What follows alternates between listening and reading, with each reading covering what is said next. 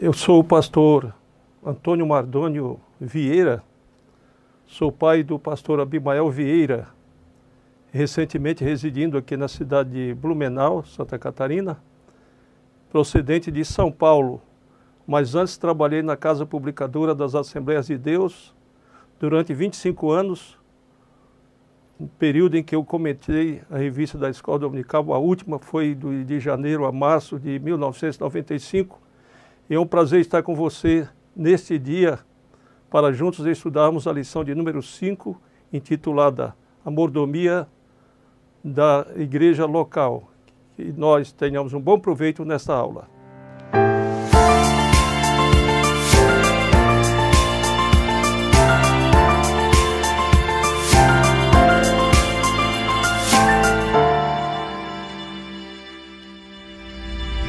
Como disse, a nossa lição hoje é intitulada A Mordomia da Igreja Local. Eu quero ler com você o texto áureo, que eu considero, portanto, o principal da revista. O termo já diz texto áureo, ou seja, texto de ouro, que nos fala assim: escrevo-te estas coisas para que saibas como convém andar na casa de Deus, que é a igreja do Deus vivo, a coluna e a firmeza da verdade. Está escrito em 1 Timóteo capítulo 3, versículos 14 e 15. Nós observamos, portanto, nesse texto áureo da lição, duas igrejas: a igreja local e a igreja universal. A igreja local, ela é visível, e a igreja universal, ela é invisível. Então, quando o apóstolo Paulo diz como convém andar na casa de Deus, ele está se referindo à igreja local. Mas na sequência ele diz que é a igreja do Deus vivo. Ele se refere à igreja universal. A igreja universal, portanto, ela está dentro da igreja local. E nós vamos desenvolver fazendo esse paralelo das duas igrejas, a igreja local com a igreja universal, para que você entenda melhor e chegamos na sequência ao nosso tema a respeito da mordomia da igreja local. A igreja local é, portanto, uma organização, e a igreja universal é o organismo composto por todos os salvos do mundo. Então, na igreja local, esta organização que é conhecida como denominação. Nós temos várias denominações evangélicas, todas elas constituem organizações, elas possuem seus membros, as suas normas, as suas liturgias. Mas dentro da igreja local, que é a organização, existe a igreja universal, que é a igreja invisível, conforme já falamos. Esta igreja invisível é a que será arrebatada. A igreja invisível é a que será retirada e que corresponde, portanto, à noiva do Cordeiro. Nós vemos, portanto, dentro da igreja local, encontra-se, como eu disse, a igreja universal, constituída pelo corpo místico de Cristo, em que ele é a cabeça e os salvos são os membros. E Jesus foi taxativo para Nicodemos naquele encontro que ele teve com ele naquela noite, dizendo: é necessário nascer de novo, porque a igreja universal ela é identificada por aqueles que nasceram de novo. Faz-se, portanto, necessário um novo nascimento para se fazer parte da Igreja Universal. Nós vemos que Jesus falou a respeito da fundação da Igreja Universal, quando ele disse: tu és Pedro, e sobre esta pedra edificarei a minha igreja, e as portas do inferno não prevalecerão contra ela. Mateus capítulo 16, versículo 18. Então nós vemos esses dois termos, Pedro e pedra, que eu queria explicar para vocês nesse momento. Jesus, portanto, é a Petra. Quando ele diz, tu és Pedro, e sobre esta pedra, ele está se referindo a si próprio. Jesus é a Petra, que em grego significa, em português, a pedra angular, a pedra fundamental, a pedra da esquina, ou de esquina, que é, portanto, a Igreja Universal estabelecida no dia de Pentecostes. Nós vemos, portanto, Jesus falando a respeito desse acontecimento, quando ele ascendeu ao céu, na sua despedida dos discípulos, ele disse que ficassem em Jerusalém até que do alto fossem revestidos do poder de Deus. E nós encontramos exatamente este versículo como cumprimento do derramamento do Espírito Santo. E foram vistas por eles línguas repartidas como que de fogo, as quais pousaram sobre cada um deles. Em Atos 2, versículo 3, em cumprimento da palavra dita por Jesus Cristo, em Lucas 24 e 49. E eis que sobre vós envio a promessa de meu Pai. Ficai, porém, na cidade de Jerusalém, até que do alto sejais revestidos de poder. É, portanto, o cumprimento da promessa que Deus fez através do profeta Joel, no capítulo 2, versículo 28, que ele derramaria do seu espírito sobre toda a carne. Exatamente no dia de Pentecostes, uma festa especial, uma festa, portanto, concorrida pelos judeus, Jesus usou a estratégia, portanto, foi estrategista, usou o dia de Pentecostes para derramar o seu poder, fazer cumprir a promessa feita pelo seu Pai através do profeta Joel. Nós vemos, portanto, a Igreja de Jesus foi fundada no dia de Pentecostes, ele é a Petra, nós somos Petros, portanto, Pedro, como eu disse, é Petros em grego, e todos os salvos são as pedras vivas que formam o edifício espiritual que é a Igreja Universal. Nós vemos o apóstolo Pedro escrevendo na sua primeira carta, no capítulo 2, versículo 5. Vós também, como pedras vivas, sois edificados casa espiritual e sacerdócio santo, para oferecerdes sacrifícios espirituais agradáveis a Deus por Jesus Cristo. Nós somos, portanto, Petros, não somente Pedro, mas juntamente com ele nós formamos este edifício espiritual, que é a Igreja Universal.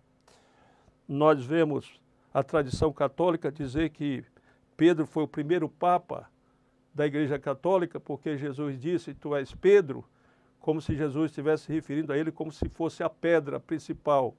E a pedra principal, todos nós sabemos que é Jesus Cristo, o nosso Senhor e Salvador. Então, quando a Igreja Católica, por sua tradição, diz que Pedro é o primeiro Papa, não há, portanto, meios de comprovar tal afirmação, porque, pelo que sabemos, Pedro nunca foi a Roma e a Igreja Católica instituiu esse cargo a partir do ano 325 depois de Cristo, no período em que governava o mundo como imperador romano Constantino o Grande. Constantino assumiu, portanto, o poder da Igreja, tornou-se, portanto, como o bispo geral da Igreja, como o maior bispo, o bispo dos bispos da Igreja Católica, e não pegou muito bem, houve uma reação negativa por parte dos cristãos. Então ele achou por bem instituir o papado, em que aquele bispo geral, aquele bispo chamado bispo de Roma, iria ser submisso também ao imperador. Nós vemos, portanto, que não tem base bíblica, não tem base histórica esses acontecimentos. Mas sabemos que Pedro é o primeiro pastor instituído por Jesus Cristo. Quando Jesus, na última vez que se encontra com ele, coletivamente com os 7, quando houve aquele encontro de Jesus com os 7, Pedro e mais 6 companheiros, naquele momento da pescaria, Jesus disse para ele, apacenta as minhas ovelhas. Então Pedro é considerado por nós como nosso patrono, como o primeiro pastor da Igreja de Jesus, recebendo, portanto, a determinação dele. Nós vemos que a igreja local, como organização, fazendo paralelo, portanto, das duas igrejas, igreja local com a igreja universal, ela funciona como uma empresa. A igreja não é uma empresa, mas a igreja local ela funciona como uma empresa. Ela precisa preparar toda a documentação para ser estabelecida, ela tem que cumprir as normas estabelecidas pelo governo em cada país onde ela se estabelece, e ela tem funcionários também que são possuidores de todos os seus direitos trabalhistas. ela também tem seu registro no CNPJ, que é Cadastro Nacional de Pessoas Jurídicas, e declara imposto de renda, mesmo isenta. Então, a igreja, como empresa, ela não é uma empresa, como eu disse, mas ela funciona como uma empresa. Ela tem todos os seus direitos, ela tem seus deveres também a cumprir, ela tem normas a seguir, ela se torna, portanto, uma grande associação, uma comunidade cristã, ela se torna, portanto, uma organização. A Igreja Universal, então, é a noiva de Jesus. A noiva de Jesus que será arrebatada quando haverá as bodas do Cordeiro, o casamento de Cristo com sua eleita. Então, para a gente fazer uma distinção da igreja local, é a organização que tem dentro de si a Igreja Universal, que é o organismo, sendo Cristo a cabeça desse organismo e todos os salvos os membros desse corpo. Então, esta igreja local, ela agrega, portanto, todos os salvos. Somente os salvos fazem parte da Igreja Universal, que é a igreja invisível. Nós temos, portanto, salvos em todos os países do mundo onde o Evangelho chegou, onde o Evangelho é pregado. Nós vemos que a igreja local também é chamada de congregação, onde se reúnem os congregados, os membros e os visitantes da organização. Como eu já disse anteriormente, as denominações evangélicas constituem diversas organizações. Nós temos a Igreja Batista, a Igreja Presbiteriana, a Igreja Metodista, etc. Essas igrejas são também organizações, elas formam também igrejas locais, e dentro das igrejas locais há, portanto, a Igreja Universal, a Igreja dos Salvos. A igreja local, portanto, ela tem esse compromisso de abrigar os salvos, de abrigar a Igreja Universal. A lição, portanto, ela se divide em 3 tópicos. Nós vamos falar sobre cada um desses tópicos. Mas antes eu queria falar sobre a origem da palavra mordomia. Há uma expressão latina muito bonita que diz major servus domus, cuja tradução é o maior servo da casa. A palavra domus no latim significa casa. Por isso que temos o termo bem conhecido chamado doméstica. É a que cuida da casa. Doméstica vem dessa palavra domus, que significa casa, no latim. E major domus é, portanto, a síntese dessa expressão latina, major servus domus, deu a expressão major domus, que transformou em português para mordomo, de majordomo para mordomo, e mordomo veio a variação para mordomia. Então nós vemos a palavra mordomo, significa na atualidade administrador. Nós vemos no Antigo Testamento, José do Egito foi administrador da casa de Potifar. Ele era um mordomo da casa.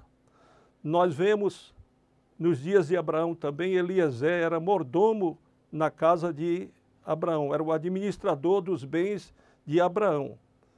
Mas nós não podemos deixar de entender que o mordomo, ele é um servo, ele é um escravo. José era um escravo que adquiriu a confiança do seu senhor lá no Egito e tornou-se mordomo, portanto, servo dos servos, o servo que administrava a casa de seu senhor e o servo que determinava as ordens e os afazeres para cada servo da casa, mas ele estava ali para servir tanto ao seu senhor como também para servir aos servos do seu senhor. Então essa é a responsabilidade do mordomo, de ser o administrador. E a lição vai nos conduzir exatamente para esse momento, que nós somos administradores dos bens espirituais, somos administradores dos bens materiais. Aí nós vemos aqui a lição dividida em 3 tópicos, o primeiro intitulado A Mordomia dos Bens espirituais. Todos nós somos mordomos de Deus. Todos nós que aceitamos a Jesus, nós nos tornamos também administradores naquilo que fazemos para o Senhor. Se na parte da palavra, como pregador, nós estamos ministrando a palavra. Se é através do louvor, nós estamos ministrando o cântico. Então somos todos mordomos de Deus, que nos confiou seus bens espirituais. Deus nos concedeu, portanto, os bens espirituais, como se estivesse confiando aos seus filhos como mordomos. Ele nos constituiu como mordomos desses bens materiais. E nós vemos uma recomendação do apóstolo Pedro, que diz: cada um administre aos outros o dom como o recebeu, como bons despenseiros da multiforme graça de Deus. Em 1 Pedro 4:10. Então Pedro chama a nossa atenção que nós somos despenseiros, nós cuidamos da despensa de Deus para administrarmos os dons espirituais. E a Bíblia registra em torno de 21 dons espirituais, não somente aqueles 9 que nós conhecemos em 1 Coríntios, no capítulo 12, mas desde o livro do Gênesis até o Apocalipse, nós encontramos em torno de 21 dons espirituais, que são distribuídos entre nós para que possamos ministrá-los para a edificação da igreja universal dentro da igreja local. Nós vemos o primeiro dom que Deus concedeu a Moisés. Moisés justificou para Deus que não tinha condições de ser o condutor do povo, de retirá-lo do Egito e levá-lo à terra prometida, porque ele não sabia se expressar. E Deus deu o dom da oratória para Moisés, deu o dom também da escrita.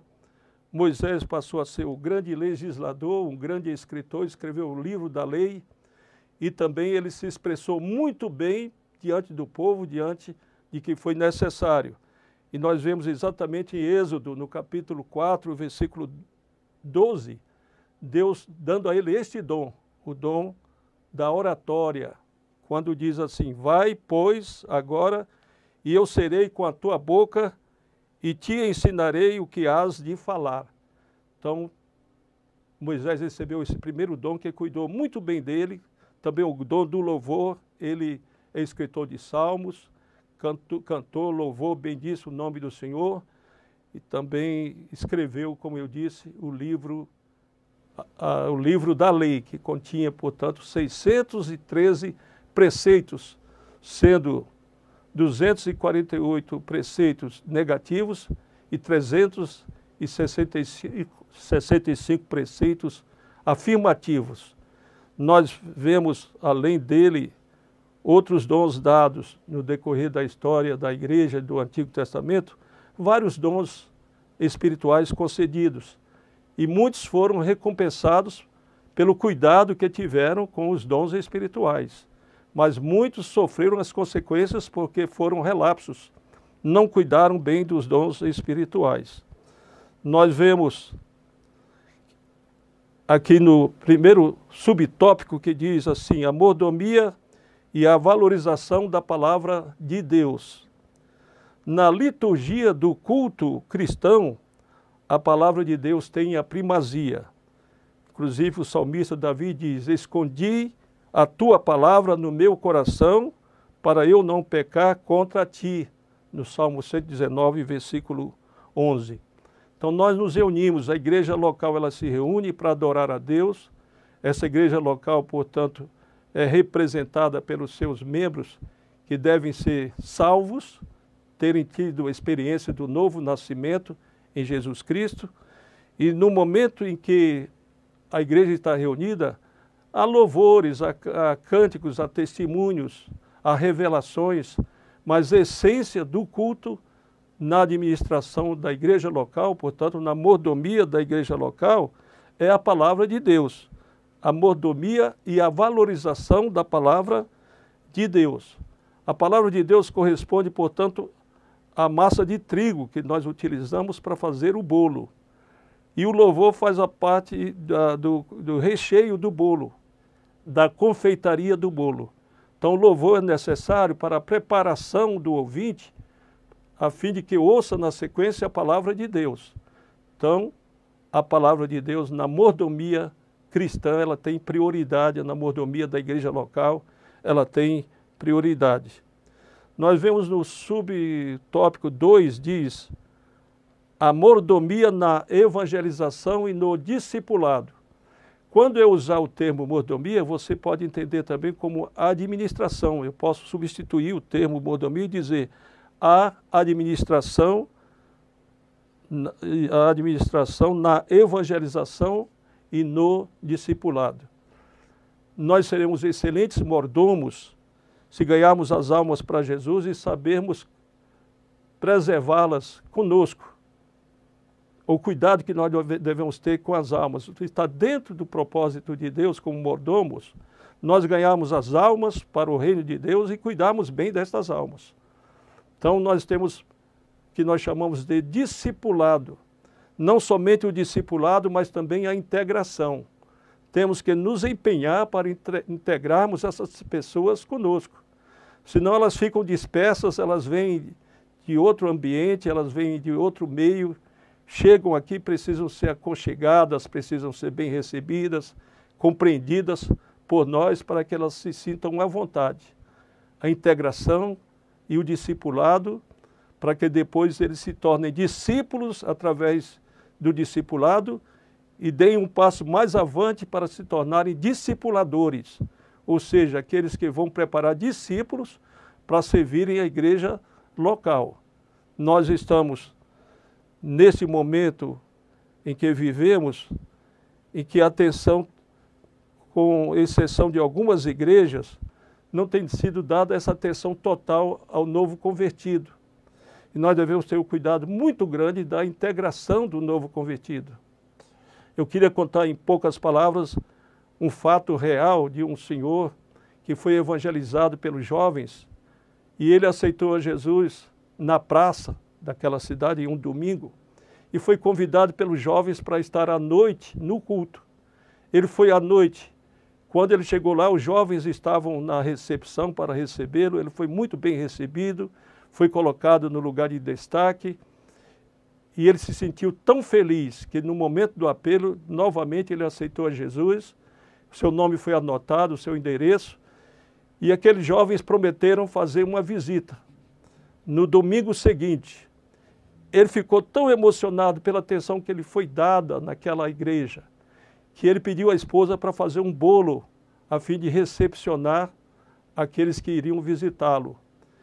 E ele aguardou no domingo seguinte, amanhã à tarde, e não foi ninguém visitá-lo. Ele, então, muito triste, resolveu ir à igreja saber o que havia acontecido. Os jovens prometeram e não foram visitá-lo. E quando ele chegou à igreja, portanto, no domingo seguinte, uma semana depois que ele aceitou Jesus, aqueles jovens demonstraram que não o conheciam. Ninguém o cumprimentou. E ele ficou muito triste e olhava para os jovens para que os jovens o vissem e os jovens faziam de conta que não o viam. Ele então voltou para casa muito triste e disse para a esposa, eles não me procuraram, não deram a satisfação, não disseram porque não me visitaram. Mas eu vou dar uma lição a todos eles. Eu vou dar uma lição ao pastor da igreja e a eles. Eles vão aprender como cuidar daqueles que aceitam Jesus como Salvador. E no domingo seguinte, portanto, 15 dias após a sua aceitação, ele comprou um chapéu mexicano, mandou a esposa fazer um bolo e disse, olha, hoje à noite, após o culto, eu vou trazer os crentes, o pastor e os jovens para comerem do bolo que você vai fazer. E ele foi, portanto, 15 dias depois à igreja, conduzindo aquele chapéu mexicano na cabeça, e quando ele sentou lá no banco, ele chamou a atenção de todo mundo. Todo mundo olhou para ele e um diácono foi chamado pelo pastor. O pastor mandou que aquele diácono dissesse para ele que ele reverenciasse a casa de Deus, porque ali estava a presença de Deus e dos santos de Deus, que ele, por favor, tirasse o chapéu. Ele retirou o chapéu, ficou em pé e disse, pastor, eu sei que não é lícito estar na igreja sem reverenciá-la. Eu reverencio muito, tenho muito temor de Deus. Mas quero dizer ao senhor que há 15 dias atrás eu aceitei a Jesus. Eu fui bem recebido à noite aqui na igreja. No domingo seguinte, eles me prometeram me visitar, não foram me visitar.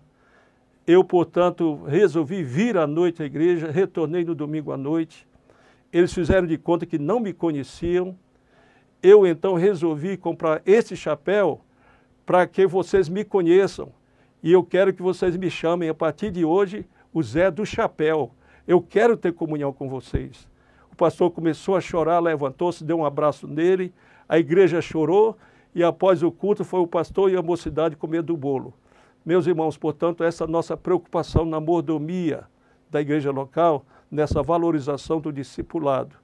Nós pensamos na integração. Nós adotarmos um novo convertido como filho. Cada um de nós que já tem experiência, tem conhecimento bíblico, deve adotar um filho espiritual. Ajudá-lo, portanto, a caminhar conosco até ele estar em condições de andar sozinho e poder discipular outros e integrar outros. Então é um binômio, integração e discipulado, discipulado e integração. As duas coisas se fundem. Não se faz discipulado sem integração, não se faz integração sem discipulado. Portanto, eu peço a você que nos ouve, que coloque em prática essa mordomia, a mordomia da valorização na evangelização e no discipulado. Nós vemos que a evangelização é o cumprimento da ordem expressa por Jesus, que disse: ide por todo o mundo, pregai o meu evangelho a toda criatura. Encontramos em Marcos capítulo 16, versículo 15. E o discipulado é a preparação dos que aceitam a Jesus para se tornarem discípulos e depois discipuladores de Cristo. Cumprindo a ordem de Jesus: ide, ensinai todas as nações, batizando-as em nome do Pai, e do Filho e do Espírito Santo, ensinando-as a guardar todas as coisas que vos tenho mandado. Mateus capítulo 28, versículos 19 e 20. O tópico 3, portanto, o subtópico, aliás, 3 diz: a mordomia no uso dos dons espirituais. Nós precisamos saber usar muito bem esses dons espirituais. O apóstolo Paulo escreve um capítulo, o capítulo 14 de 1 Coríntios, ensinando como usar os dons espirituais. Nós precisamos ter cuidado para não escandalizar. Há na atualidade muitos escândalos, muitos atos de meninice em várias localidades, em igrejas locais, aí, em outras denominações, mas nós devemos ter o cuidado, portanto, de saber administrar muito bem para que o visitante seja edificado através da utilização dos dons espirituais que são usados pela igreja no decorrer do louvor, do culto, na hora de cantar, na hora de profetizar, na interpretação da profecia. O apóstolo Paulo explica muito bem no capítulo 14 de 1 Coríntios. Nós vemos agora no segundo tópico a mordomia da ação social da igreja. A ação social também é elementar na igreja local. Ela precisa se preocupar com a necessidade de todos os membros. Não podemos, portanto, ter na nossa igreja pessoas que estão passando dificuldade financeira no tocante à compra de alimento, não tem um alimento para comer em casa. Nós devemos nos organizar, devemos criar uma instituição apropriada para assistirmos aos que estão desempregados, aos que estão necessitados, precisam da nossa ajuda. Amanhã eles estarão em condições de ajudar também, mas no momento eles precisam de uma mão amiga. Nós não devemos dar o peixe, mas precisamos ensinar a pegar o peixe. Então precisamos ajudar essas pessoas e abraçarmos essa causa que é a mordomia da ação social da igreja, portanto a administração da ação social. Jesus inclusive usou a expressão quando realizou o primeiro milagre da multiplicação. Ele disse: dai-lhes vós de comer. em Mateus capítulo 14, versículo 16. Jesus se refere exatamente, não que eles pudessem naquele momento dar comida para aquela multidão, era enorme. Eles não tinham com que comprar e dar alimentação para aquela multidão. Mas Jesus quis dizer que eles assumissem uma responsabilidade para o futuro. E a igreja primitiva assumiu esta responsabilidade com louvor, cuidando daqueles que necessitavam da ajuda dos demais nas suas privações. Nós vemos no Antigo Testamento a assistência social já sendo colocada em prática. E nós vemos o grande homem de Deus, Jó. Ele fala no capítulo 31, versículos 16, 21 e 22. Se retive o que os pobres desejavam, ou fiz desfalecer os olhos da viúva. Se eu levantei a mão contra o órfão, caia do ombro a minha espádua, e quebre-se o meu braço desde o osso. Então nós vemos, Jó possuía 12 virtudes. Um homem que foi provado por Deus, tremendamente, como nós sabemos, mas possuía 12 virtudes.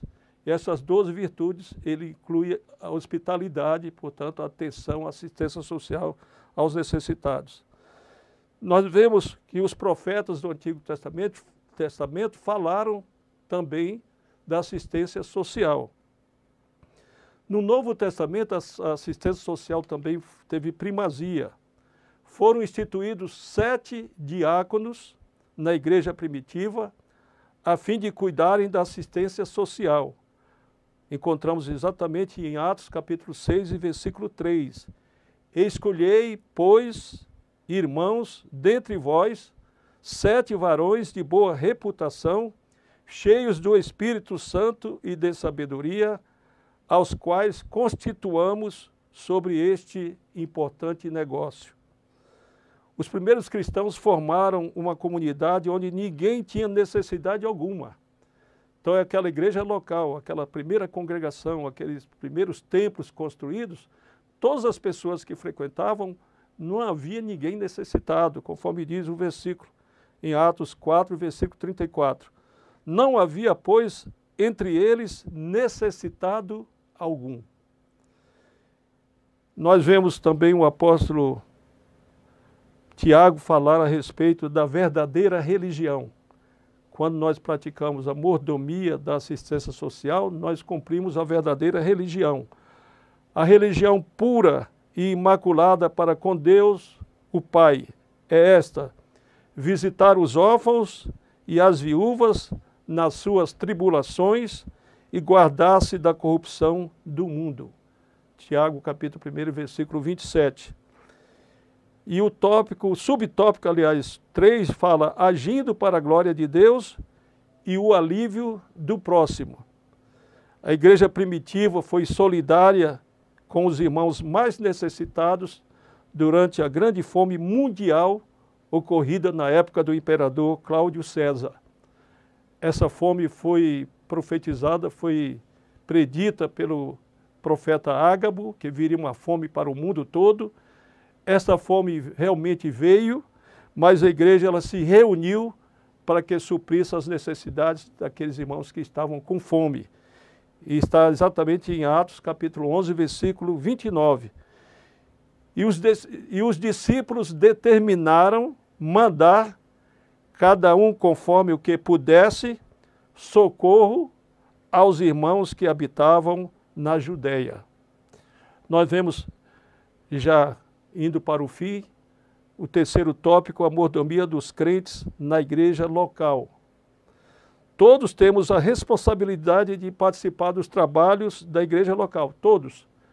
O porteiro tem a sua função, aquele que zela, o zelador tem sua função, o que prega tem sua função, o que ornamenta a igreja também tem a sua função, e ele está atuando como mordomo, fazendo o melhor para receber a recompensa do Senhor.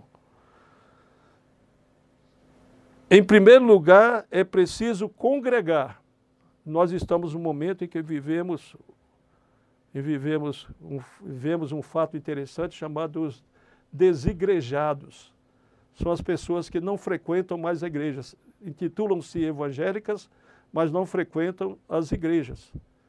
Elas acham que podem ficar em casa, assistir aos programas pela televisão, por outros meios, e não vêm mais à igreja. Precisamos ter um cuidado muito grande. Nós temos um compromisso com Deus de frequentar a igreja, para não sermos considerados os desigrejados. E nós vemos uma recomendação em Hebreus capítulo 10, versículo 25. Não deixando a nossa congregação, como é costume de alguns. Então, todo cuidado é pouco nesse ponto de frequentarmos a igreja e sermos atuantes, sermos participantes, portanto, sermos ativos, sermos ativos e não inativos, mas temos a nossa participação na obra de Deus. Nós vemos no subtópico 2, líderes cristãos como mordomos. O líder, portanto, ele é servo, é um mordomo. Eu falei no começo que domos significa casa e mordomos significa servo da casa ou administrador da casa. Há um provérbio bem conhecido que diz: quem não vive para servir, não serve para viver. E vemos Jesus tomando essa posição. Ele deu-nos o exemplo quando disse: porque o Filho do Homem também não veio para ser servido, mas para servir e dar a sua vida em resgate de muitos. Então nós, como mordomos, não estamos para ser servidos, mas para servir. O pastor, ele serve a igreja, os membros servem a igreja. Consideremos os outros maiores do que nós, sejamos menores, consideremos-nos menores do que todos os demais, e assim nós exerceremos a mordomia como cristãos. E nós vemos a última aula que Jesus deu em vida, encontra-se em João 13 e 14. Ele lavou os pés de todos os seus discípulos, eles ficaram admirados. E Jesus então fez a seguinte colocação: ora, se eu, Senhor e Mestre, vos lavei os pés, vós deveis também lavar os pés uns aos outros. Capítulo 13, versículo 14 de João. Então nós vemos por último a mordomia, ou seja, a administração, no subtópico 3, a mordomia dos membros e congregados. Todos nós, de acordo com nossa capacidade, precisamos exercer a mordomia cristã na igreja local, pois somos mordomos do Dominus. Aparece outra palavra latina chamada Dominus. Domus quer dizer casa. Dominus significa Senhor.